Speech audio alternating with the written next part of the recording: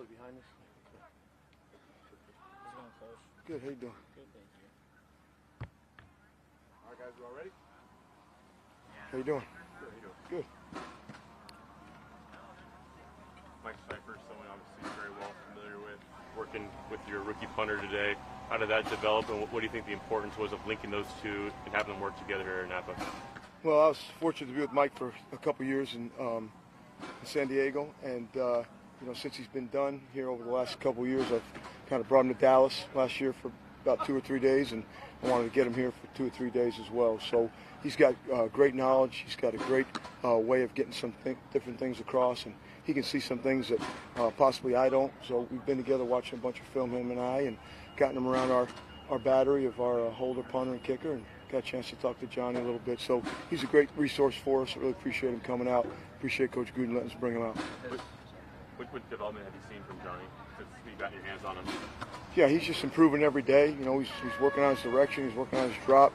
He's holding for a lefty, holding for a righty. So he's working on everything possible to become a great player. So there's going to be some peaks and valleys, but today I thought he had a good day.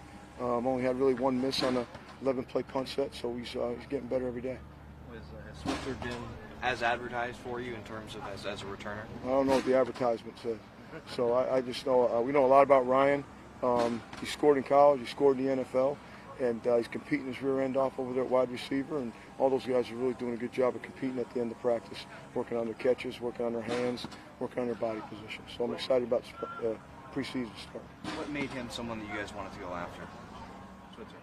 Well, I just think he's had production, as a rookie player, and I know Coach did a lot of work on him when he was coming out, when Coach was still doing the TV gig and doing the draft and those things. So he knew a lot about him and saw him play in the National Football League. So somehow, they worked it out that it became available, and Reggie ended up somehow getting it done. So we're glad he's here.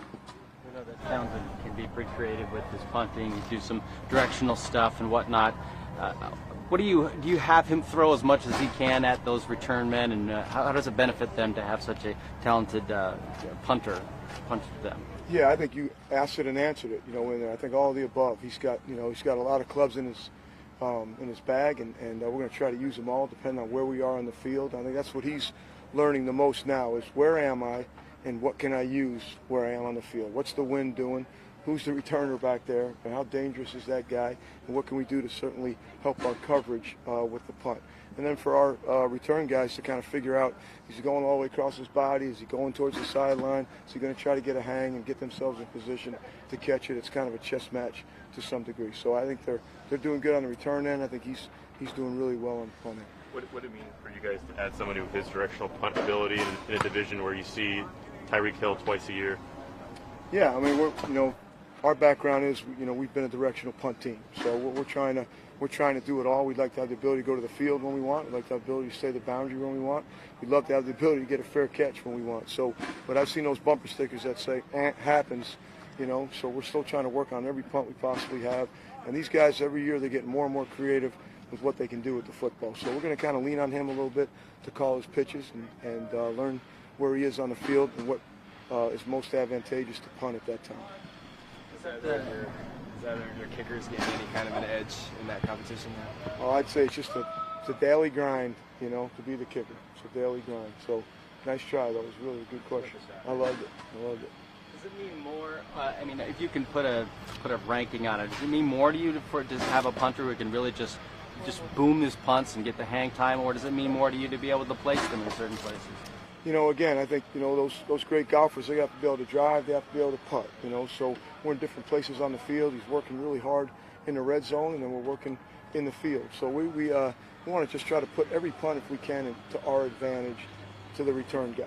Give our coverage a chance to cover it, whether it's try to pin him in the boundary, try to get a hang, but the more variation he has to his punts, the better off we can be. We're going to try not to give that guy the same exact catch every time, if we can help it.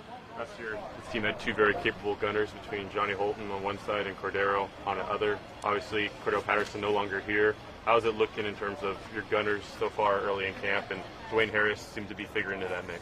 Yeah, I think certainly we went and got Dwayne. And if you look at the last 5 years in the National Football League, Dwayne's always been up in the top 5 in double-digit tackles, not only on kickoff, but at the flyer position. And we had a lot of respect for Johnny getting ready to play against him last year. So we got a lot of the receivers out there working, a lot of the corners out there working. Obi's been working out there at Flyers. So we got a bunch of guys out there competing to become the Flyers for us. Anyone surprised you this week or kind of stood out to you this week? I'd say the one young guy in Levitt is we're putting him in a lot of positions, and he's doing a lot of good things for us as a young player. And Arden Key has kind of moved around on the punt and doing a good job. And then I call him Big Shaq for us. 91 is we put him in a lot of different positions, and he's responded really well also. Jason Kabinda, undrafted rookie linebacker, he's going to be trying to obviously earn a spot somehow through special teams ability like a lot of guys this preseason. How important for a young player to show he can contribute on special teams, and what does the preseason mean for a guy like that?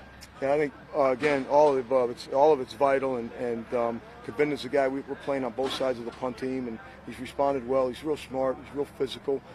For us, it all starts in punt. We're trying to find the best box players, those 6 guys that can play guard, tackle, and wing for us on punt.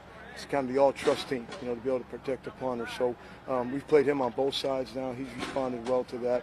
And I think the preseason game is going to show a lot. A lot of those young guys are going to play a lot of football for us in the kicking game. And they're going to play on offense, and they're going to play on defense. Turns into a high school game to some degree. So they'll kind of show us a lot about their will when the preseason games start.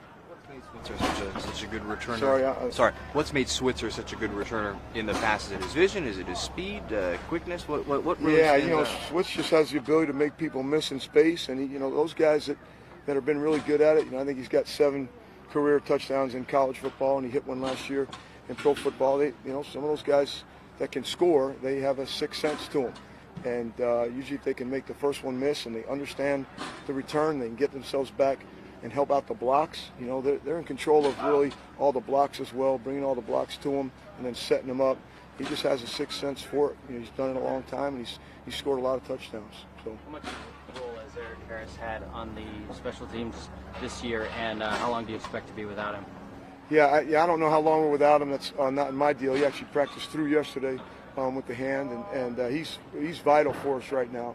He's another guy that we were playing against last year that we respected and we were worried about. We had to have a plan for him. He wore 41 last year, and now he's our personal protector on the punt team, and he's playing in every phase. And I know he's working his butt off on defense, and he's climbing the charts over there as well. So he's vital for us, and depending on what his status ends up on defense, will be how much we use him and where we use him. So, but he's really had a great camp. Good. All right. Thank you. Good. Thank you.